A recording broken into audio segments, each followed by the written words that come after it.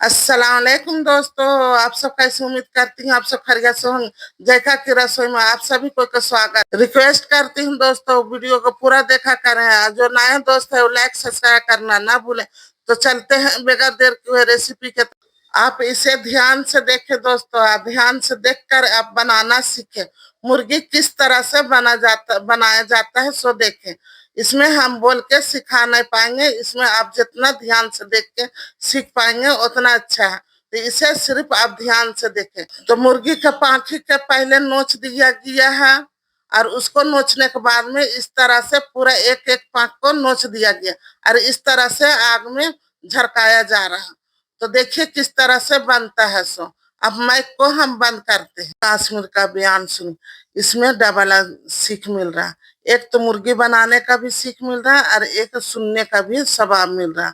तो इसे जरूरी वीडियो को देख। रमज़ान का महीना ये बड़ा बरकत वाला महीना और बड़ी फ़जीलतों वाला महीना होता है। अल्लाह रब्बुल इज़्ज़त के फ़ज़ल और करम का अंदाज़ा आप इससे लगा सकते हैं कि रमज़ान के महीने में एक नफल इबादत का सवाब फ़र्ज़ के बराबर हो जाता है और एक फ़र्ज़ का सवाब 70 फ़र्ज़ के बराबर हो जाता है। आप अंदाज़ा कीजिए कि रमज़ान का एक एक मिनट, एक एक लम्हा कितना कीमती है। आइए मैं आज आप लोगों को बताता हूँ कि रमज़ान के महीने में हमें कौन कौन सी इबादतें ख़ास तौर पर करना चाहिए और कौन सी इबादतों का रमज़ान के पूरे महीने मामूल बना लेना चाहिए। अगर हम ये मामूल बना ले अपना, जो आज मैं आप लोगों को नमाज़ें बताऊँगा, बहुत सारी नफलें, बहुत सारे ज़िक्र व अस्कार के तरीक़े बताऊँगा, और ये सारी की सारी चीज़ें वो हैं जो रसूलुल्लाह सल्लल्लाहु अलैहि वसल्लम रमज़ान के महीने में करा करते थे। तो इंशाअल्लाह रमज़ान की बरकतें और रमज़ान की फ़जीलतें हमें बहुत ज़्यादा हासिल हो जाएंगी। नबी करीम सल्लल्लाहु अलैहि वसल्लम तहज्जुद ख़ास तौर पर पढ़ा करते थे और पैगंबरों पर तो तहज्जुद की नमाज फ़र्ज़ थी। हुज़ूर अलैहिस्सलातु वस्सलाम ने कभी भी पूरी ज़िंदगी में तहज्जुद की नमाज मिस नहीं की। तो रमज़ान के महीने में जब हम लोग सहरी के लिए उठते हैं तो सबसे पहला काम जो हमें करना है वो है तहज्जुद का एहतमाम। आपको पता है ना कि 5 वक्त की जो नमाज़ें हैं, 5 वक्त की नमाज़ों के बाद जो सबसे अहम नमाज है वो तहज्जुद की नमाज है। तहज्जुद की नमाज में अल्लाह रब्बुल इज़्ज़त ऐलान लगवाता है कि कोई है मुझसे मांगने वाला, कोई है मेरे सामने हाथ उठाने वाला, कोई है मुझसे बख्शिश मांगने वाला। अल्लाह ताला ऐलान लगवाता है। और तहज्जुद के वक्त में जो बंदा अल्लाह से दुआ करता है तो अल्लाह ताला को उस बंदे पर प्यार आता है। तहज्जुद के वक्त में अल्लाह ताला दुआएं कबूल फरमाता है। इसीलिए हम तहज्जुद की पाबंदी पूरे रमज़ान करें। और तहज्जुद की नमाज पढ़ना ये भी बड़ा आसान है। भाई हम लोग सहरी में उठते हैं तो सहरी से थोड़ी देर पहले उठ जाएं और 2-2 रकात करके 4 रकात, 6 रकात, 8 रकात, 10 रकात, 12 रकात तक, जैसे नफल नमाज पढ़ते हैं ना, इसी तरह से 2-2 रकात करके 8 रकात, 12 रकात तक पढ़ सकते हैं। ठीक है, उसके बाद हम दुआ करें। तो पहला जो अमल हमारा होना चाहिए रमज़ान के महीने में वो तहज्जुद का एहतमाम। तहज्जुद हमारी मिस ना हो बिल्कुल भी। मौका नहीं है तो 2 रकात कम से कम पढ़ लो और तहज्जुद के वक्त नमाज पढ़कर अल्लाह के सामने 5-10 मिनट रोने की आदत बनाओ। ये बहुत अजीम शान इबादत है। तो पहला काम तहज्जुद का एहतमाम। दूसरा, सहरी ज़रूर कीजिए। नबी करीम सल्लल्लाहु अलैहि वसल्लम ने इरशाद फरमाया, सहरी किया करो क्योंकि सहरी करने में यकीनन बरकत है। सहरी जो है ना, ये बरकत वाला खाना है। हुज़ूर अलैहिस्सलातु वस्सलाम ने कभी भी सहरी को नहीं छोड़ा। सहरी के वक्त हम लोग उठते हैं, दिल नहीं करता है। बाज़ लोग ऐसे भी हैं जो बग़ैर सहरी के रोज़ा रखते हैं। तो ज़रूरी नहीं है कि आप 2 रोटी खाओ, 4 रोटी खाओ, बहुत सारे आइटम्स खाओ। सहरी की नीयत से एक घूंट पानी ही पी लो। सहरी की नीयत से एक खजूर ही क्यों ना हो, खा लो, क्योंकि सहरी करना ये क्या है, नबी की सुन्नत है। तो दूसरा अमल है कि सहरी हमें पाबंदी से करनी है, सहरी मिस नहीं करनी है। तीसरी इबादत जो रमज़ान के महीने की है वो है रोज़ा। रोज़ा किसी भी सूरत में हमें मिस नहीं होने देना। हाँ, जो शरीयत ने वजह बताई हैं कि भाई इन वजह में हम रोज़ा छोड़ सकते हैं, जैसे मान लीजिए हामिला औरत है या कोई बीमार है या कोई सफ़र पर है या कोई बहुत बूढ़ा है ना, तो शरीयत ने जिन चीज़ों में इजाज़त दी है कि आप रोज़ा छोड़ सकते हो। अगर वो वजह आप में पाई जा रही है तो आप रोज़ा छोड़ सकते हो। बाकी नॉर्मल हालात में रोज़ा नहीं छोड़ना चाहिए। चाहे 1 महीने हमें काम बंद करना पड़े अपना, जैसे मान लीजिए किसी का काम इतनी मेहनत का है कि अगर वो काम करेगा तो रोज़ा नहीं रख सकता, तो 11 महीने वो तैयारी करे कि रमज़ान के महीने मुझे रोज़े रखना है, कि रमज़ान के महीने में काम छोड़ दो लेकिन रोज़ा नहीं छूटना चाहिए। हमारी हालत आजकल ये है कि काम नहीं छूटेगा चाहे रोज़ा छूट जाए। हालांकि होना ये चाहिए कि काम छूटे तो छूट जाए। 11 महीने आप रमज़ान के महीने की तैयारी करो कि रमज़ान के महीने में मुझे कमाना नहीं है, बैठ के सिर्फ रोज़े रखना है, इबादत करनी है।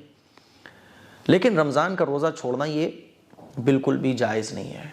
रसूलुल्लाह सल्लल्लाहु अलैहि वसल्लम ने रमज़ान के एक रोज़े की फ़जीलत को बयान करते हुए फरमाया कि जो शख्स बग़ैर किसी शरई उज़्र के एक दिन रमज़ान का रोज़ा छोड़ दे और फिर तमाम उम्र के रोज़े भी रखे तो उसे एक रोज़े का बदला नहीं मिल सकता। आप अंदाज़ा कीजिए कि एक रोज़े की फ़जीलत कितनी ज़्यादा है। तो रमज़ान का रोज़ा नहीं छूटना चाहिए। कमज़ोरी आ रही है बर्दाश्त कर लो, चक्कर आ रहे हैं थोड़े से बर्दाश्त कर लो, है ना, क्योंकि रमज़ान के जो रोज़े हैं ना वो है ही इसीलिए कि अल्लाह की मोहब्बत में इन तमाम चीज़ों को फेस करना। चौथी इबादत है कि आपने रोज़ा रख लिया, तहज्जुद पढ़ ली, तहज्जुद कौन सा मसाला मुर्गी ने पड़ेगा सो चलते हैं देख। अदरक लहसुन का पेस्ट, हल्दी, लाल मिर्च, तंदूरी मसाला, जीरा और काली मिर्च। तंदूरी मसाला नहीं है तो कल का वीडियो में देख सकते हैं, उसमें हम तंदूरी मसाला बनाने का अंडे के वीडियो डाल ले। मुर्गी बन गया, उसे अच्छी तरह से धोने के बाद में अब चलती हूँ पकाने की तरफ। तो बगैर देर किए हुए बिस्मिल्लाहिर्रहमानिर्रहीम। एक कढ़ाई चढ़ाए, कढ़ाई पर तेल डाले, तेल को अच्छी तरह से गर्म होने दे। तेल गर्म हो जाए तो उसमें जीरा का फोरन डाले। यहाँ मुर्गी जो धो के जो रखे थे पानी उसका बिल्कुल निकाल दिए। इस तरह से बनाए तो ना आपको गलाने का झंझट, ना आपको ज्यादा टाइम लगेगा। तो इस तरह से जरूर बनाए, बहुत ही जल्दी बन के तैयार हो जाए। तो यहाँ पर ही मुर्गी को भूनते हुए 2 मिनट हो गया तो प्याज कटी हुई था, हरा मिर्चा था, वो दोनों को डाल दे और डाल के उसे भी 2 मिनट के लिए भून लें। प्याज के साथ नमक भी स्वाद अनुसार आप डाल दें। आपको ये वीडियो कैसा लगा हमें कमेंट करके जरूर। अदरक लहसुन का पेस्ट पिसा हुआ उसे डालें, उसे डालकर 2 मिनट के लिए भून लें। एक ही बार मसाला नहीं डाल रहे क्योंकि मसाला हमारा भून के पिसा हुआ है। अगर आप गिल्ला मसाला डाल रहे हैं, कच्चा आपका मसाला है, तो इसे 2 मिनट भूनने के बाद में उसे सभी मसाला को आप डाल दें और सभी मसाला को डालकर भूंजे। यहाँ पर ही हल्दी डाल रहे हैं, हल्दी डाल के उसे मिक्स करें। तब इसके बाद यहाँ पर ही दही डाल रहे हैं, 1 कटोरी छोटा कटोरी से दही, इसे डालकर 2 मिनट भूंज ले तब मसाला डालें। 1 चम्मच तंदूरी मसाला, 1 चम्मच जीरा, 1 चम्मच धनिया, 1 चम्मच लाल मिर्च और थोड़ी सा पानी डालें। पानी डालकर सभी मसाला को मिला लें, मिलाकर उसे ढक कर रख दें। धीमा ताव में उसे भूंजें। जब आपका भूंजा जाए तो यहाँ पर खोलकर 1 टमाटर डाल दें। 1 टमाटर को काटकर महीन बारीक काटकर उसे डाल लें। आपको ये वीडियो कैसा लग रहा कमेंट करके हमें प्लीज जरूर बताएं। इतना भुंजा गया कि चिकन से तेल अलग दिखने लगा। टमाटर को डालकर उसे मिला लें। जब मिल जाए तो यहाँ पर काली मिर्च डालें। काली मिर्च को लास्ट में देने से उसका टेस्ट अच्छा आता है। चिकन को खूब अच्छी तरह से भूंज लें। अब भूंजने के बाद में यहाँ पर सुसुम पानी डालें, सुसुम गर्म पानी इसमें डालें। इतना पानी डालें जितना आपको सिरवा, जितना आपको ग्रेवी रखना है अपना परिवार के हिसाब से उस तरह से पानी डालें। अब इसे पकने में ज्यादा टाइम नहीं है। पानी डाल दिए तो उसे ढक दे और आंच को तेज कर दे।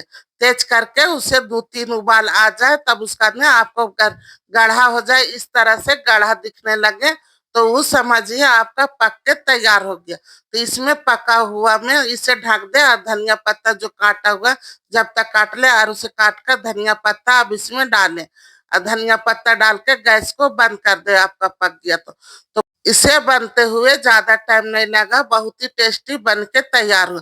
पूरा वीडियो देखने के लिए शुक्रिया, धन्यवाद। अल्लाह हाफिज। अल्लाह आप सबको